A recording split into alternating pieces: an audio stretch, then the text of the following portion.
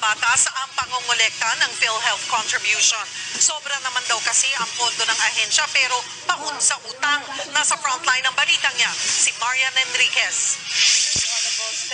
Kinuwestiyon sa Kamara ang umano'y hindi maayos na paggugol ng pondo ng PhilHealth. Lumabas kasi sa pagdinig na may 68 billion pesos na net income hanggang nitong Hulyo ang PhilHealth.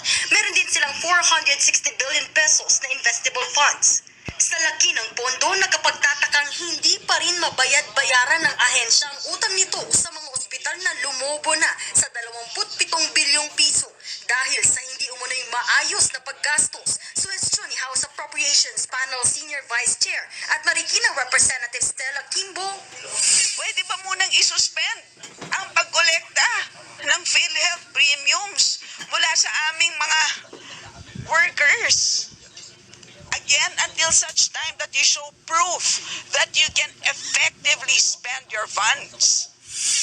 Giit ni Kimbo, mukhang mas mabuti pang ilaan na lang ng mga manggagawa ang kanilang kontribusyon sa isang Private Health Maintenance Organization o HMO na mas marami pa raw ang benepisyo kaysa sa PhilHealth. Medicard VIP plan. Ito po mga kasama. Outpatient consultation, 5. Outpatient labs, diagnostics, may kasamang dental coverage, may kasamang free consultations, may kasama pong dreaded disease limit, may kasama pa pong free diamond peel at yoga classes. Sa ngayon po, malamang hindi niya po ito nakukuha mula sa PhilHealth.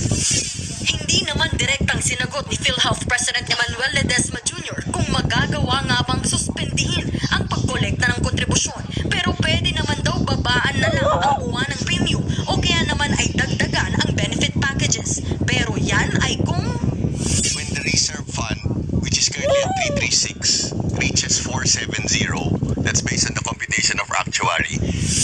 pero hindi yan umubra kay